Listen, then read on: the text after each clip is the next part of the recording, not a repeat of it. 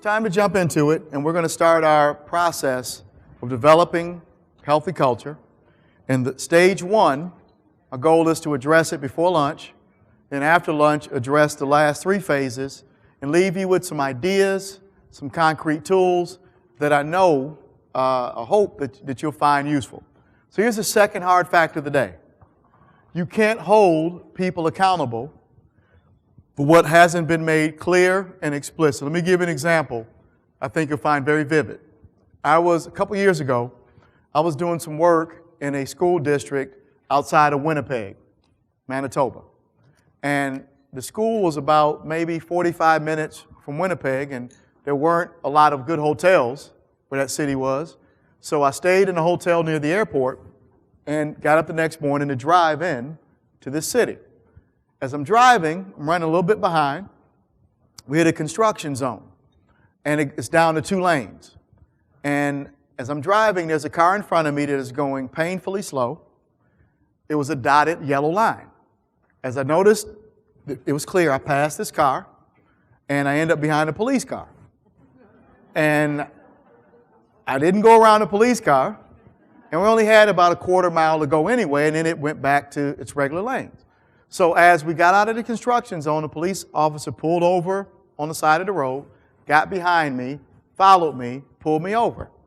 And he pulled me over and he asked, am I aware why he pulled me over? I said, no, sir, honestly, I'm not. I wasn't speeding. I didn't think I did anything wrong. He said, well, here in Manitoba, you can't pass in a construction zone. I said, well, I have a perfectly good explanation for that. I'm not from Manitoba. I'm from America.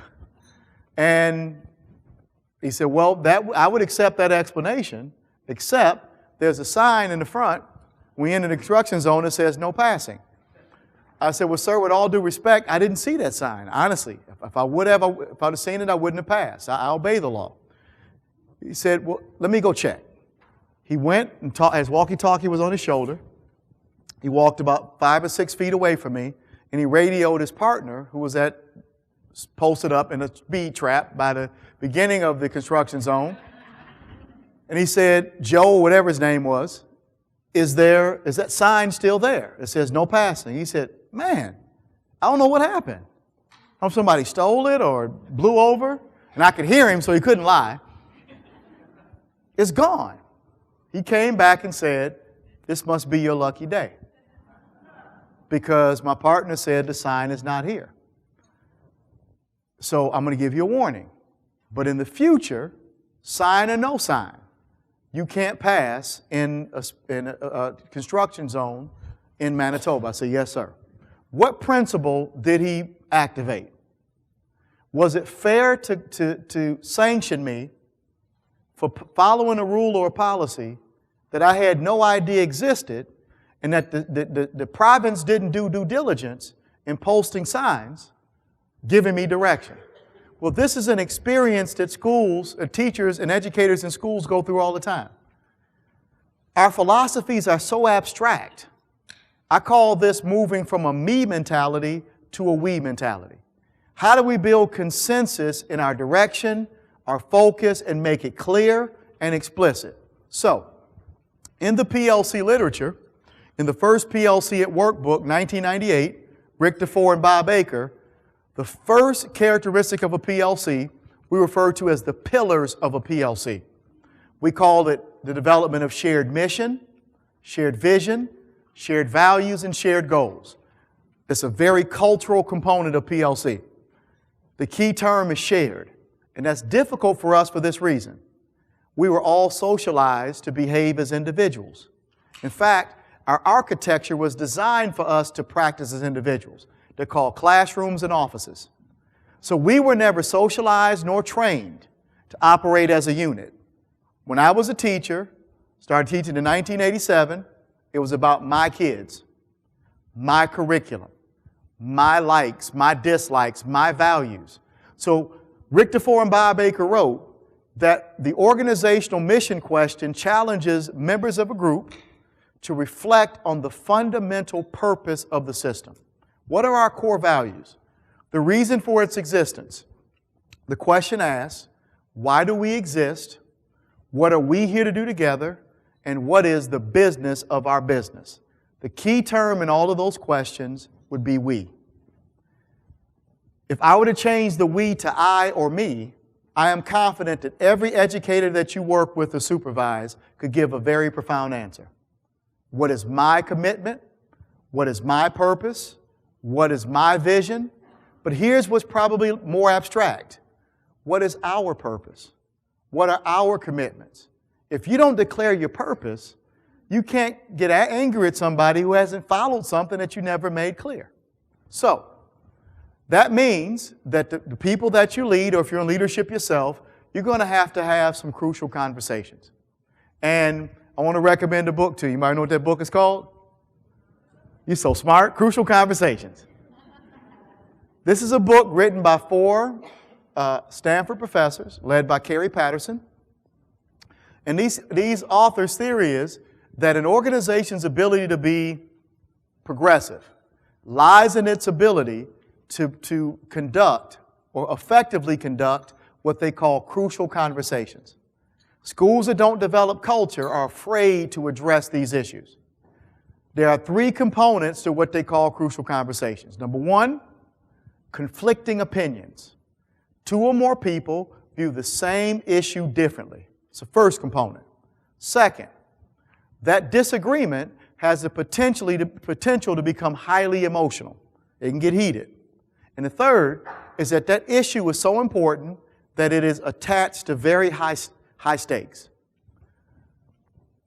What these authors point out is that as human beings, we are not naturally wired to address these issues. That our natural instincts tend to fail us in these situations. I want you to think about the last time that you and a loved one had a strong disagreement, it got emotional, and there were high stakes. How'd that turn out? Still got a sore back from sleeping on the couch, don't you? We usually tend to blow these situations. He said we have one of 2 natural instincts which are counterproductive. Fight or flight.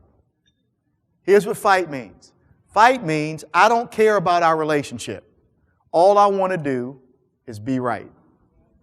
I'm going to pull out my full intellectual arsenal, and my goal is to beat you down intellectually. I'm going to prove you wrong. I win the argument, but what do I lose? The relationship. It's a very hollow victory. Flight means I am so nervous about the fragile nature of our connection that if I bring up this touchy topic, it might undermine our relationship and I might lose you. So I'm going to pretend like I don't see it and hope that we can ignore it long enough just to stay connected. That doesn't work either. So I'm going to model this for you. When I was a principal, the biggest crucial conversation we had to have was a perceptual predetermination carried by my staff, and it was their assumption about the connection between race and achievement. My school was 98% African American. You can't ignore that elephant in the room. And it wasn't that people had these counterproductive constructs because they were bigots. They had been socialized to believe that based upon the racial makeup of their classroom or their school or community, that there should be a different expectation. If we're going to create a philosophy that we're dedicated to learning for all, that's a crucial conversation we can't avoid. Now, what couldn't I do? I couldn't attack. That's fight. I couldn't say, hey, you bigots better get it together. That probably wouldn't have worked. What do you think? I might have lasted about 2.5 weeks, maybe a week. Or I couldn't walk around like a coward and act like I didn't see it. Those wouldn't be effective strategies. Here's what Patterson and his associates recommend. They call it collective enlightenment. That people tend to reach a certain conclusion based upon their personal experience and their understandings of reality. So if I grow up in a household with a father that's a sexist, do you think that's going to have an impact on my theory about the intellect of female students, yes or no? If I grow up in a community that's xenophobic, now all of a sudden we have Syrian immigrants coming in, or Mexican immigrants. That construct is going to play out in the classroom. If we're truly dedicated to properly serving every student, we have to address those. We can't address them by being overtly aggressive. or so passive that we don't even address the issue. We're going to have to learn together. And it comes out of the research of McGregor with Theory X and Theory Y. You have to take a Theory Y approach, that people will do better when they know better. So here's a very tough thing to consider in cultivating culture. People who embrace theories or beliefs that are appalling to you, you can't look at that person as a culprit. You have to look at them as a victim. Look at them as a person who is misinformed and that they're only behaving that way because they don't know any better. And your job as a transformational leader is to replace damaging theories with more productive, more concrete theories. So what did we do? Our faculty meetings at Levy were called learning centers. They were professional developments. And the first 4 professional developments or learning centers of my tenure, we studied the scientific relationship between skin pigmentation and intelligence. We went right down to the raw genetic and biological science. What do you think the genetic and biological communities have concluded about the relationship between a chemical in the skin designed to protect it from the harmful effect of UV rays and cognitive processing? Anybody want to give me the scientific conclusion? 0. We couldn't find one piece of evidence that was research-based on the genetics or the biology of it that could prove it had any connection. In fact, race is not even considered a genetic concept or a scientific concept. It's what's referred to as a social construct. It is a human biological difference which has been given social value that has nothing to do with the genetic or biological difference. There are millions of genetic and biological differences between human beings. Like what? Height, body type, hair color, eye color, shape of nose. Somebody chose to isolate skin pigmentation and give it value to justify a system called racism. It had to be given social value so that people could buy into that construct. So what happened? When my staff could examine the evidence that they had been given against this new evidence, here's what they had to do. They had to acknowledge that they had been duped. And that our problem at Levy wasn't race. It was our unscientific misconceptions that we had developed about race. Once they were enlightened, they could walk out of ignorance into enlightenment. That's what transformational leaders do. These authors in this book compare that job to the job of an optometrist. Any of you ever gone to the optometrist before? Got your eyes checked? Usually people without glasses don't raise their hands. Like you self-diagnosed, yeah. You prescribed yourself glasses. You've been to the optometrist before. And when an optometrist checks your eyes and your acuity is off, do you expect that optometrist to be aggressive and fight? So what's wrong with you? Get your eyes together. Or do you expect your optometrist to be a coward? So your eyes are fine, just pay on the way out. Don't drive on the same highway as me, but your eyes are fine. What do we expect that optometrist to do? To assess the skewed vision and to prescribe corrective lenses or a process that would correct the vision. If you are a leader, part of your job is to try to correct the vision of people who have visions or theories that are not congruent with what you're trying to do as an organization. Don't get overly aggressive. Don't hide from the situation. Get strategic. What is it about that person's theory? So when we talked about standards-based grading, I would try to correct the vision first. What type of theories would people have to embrace to be able to properly use standards-based grading? They need an understanding of student evaluation, how student evaluation impacts student learning. They didn't reject standards-based grading because they're just ignorant. They were never prepared philosophically to embrace standards-based grading. So the first area we have to address is philosophy, and we know how to do it. So I want to give you 4 very important, crucial conversations. There are many more you have to have. I'm just giving you 4 typical ones. Here's what I want you to do. At your table, I want you to choose one of these 4. And I want you and the people at your table to design an activity or set of activities that could enlighten your staff to reach a productive conclusion. You're going to put on your optometrist coat today. Here's the first one. You're going to pick one of the four. Do we truly believe that all of our students can master our curriculum? If not, why not? Do you think if we pose this question to our staff, there might be some conflicting opinions? You think that could get emotional? You think if we don't resolve that, the stakes are high? So if you know your staff or those you work with are all over the place, what types of experiences or enlightenment could you expose them to that might start to move you all in a common direction? Second possibility, what beliefs or attitudes must we all embrace to achieve better student results? Could it be we need to be more optimistic? We need to be more persistent? What types of soft skills do we need to develop in order to have a greater impact on kids? I bet you're going to get some conflicting opinions about that. So what could you do? Take people to a field trip, to a school who's exhibited this. Show them their environment. Show a video of a school who's addressed it and show how they interact with their students. Don't condemn them for it. Don't act like you don't see it. How are you going to help cultivate this collective vision?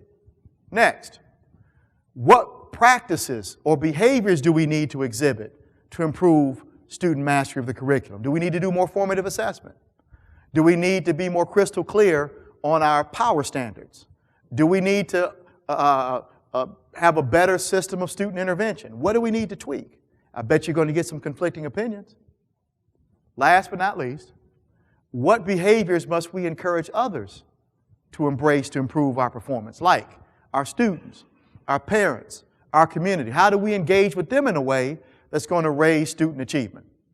I want you and your table mates to choose one of these four questions.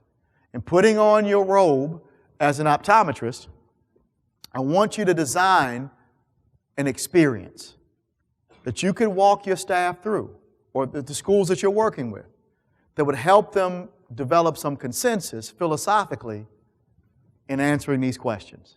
Roll up your sleeves, give you about 10 minutes. Transformational leaders, activate. These are very important questions to ask.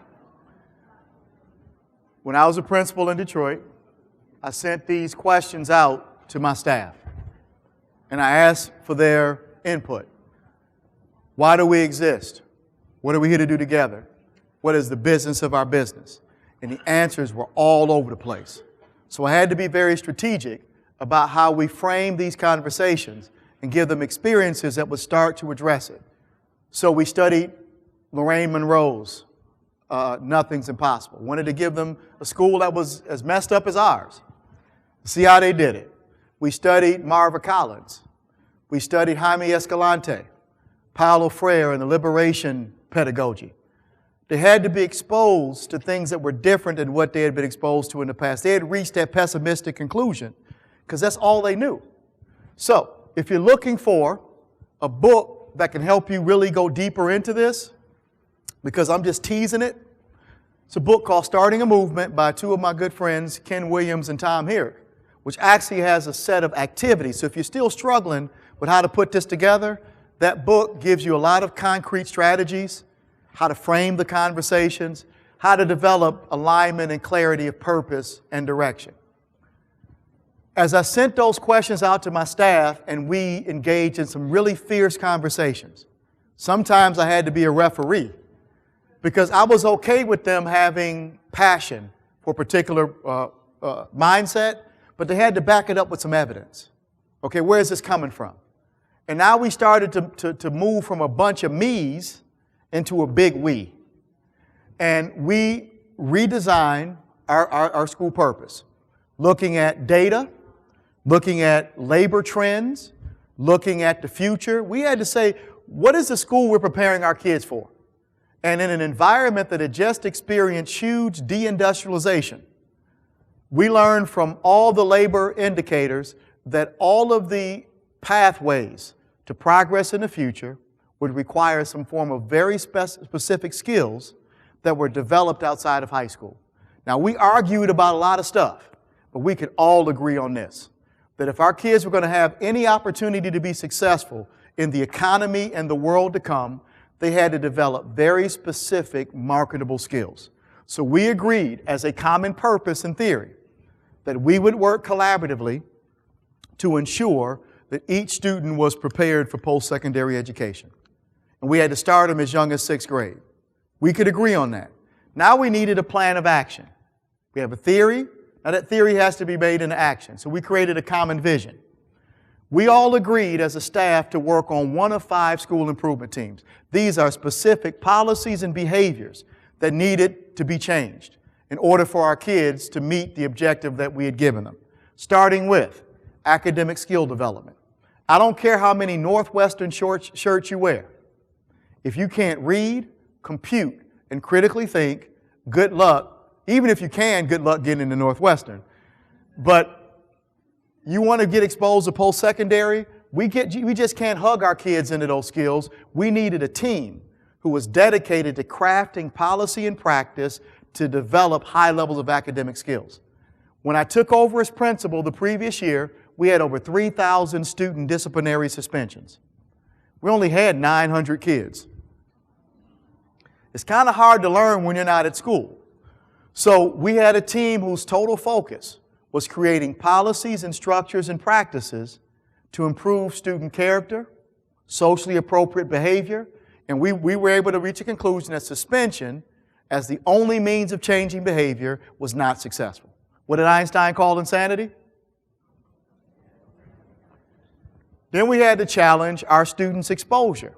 We want kids to be able to be prepared for the world to come. We did a survey with our students, and we found that over 75% of our kids had never been to Windsor, Ontario. You can see Windsor almost from their backyard. Our kids never got outside of their circle. So we can work on pedagogy, we can work on character, but our kids needed exposure to the world in a broader context. This team's job was to give students opportunities to connect with experiences that they never would have had before. We had a team whose focus was parental partnerships. Our parents were involved. I just wouldn't call it productive involvement. Waiting to curse me out at 7 a.m. is involvement. Anybody been there before?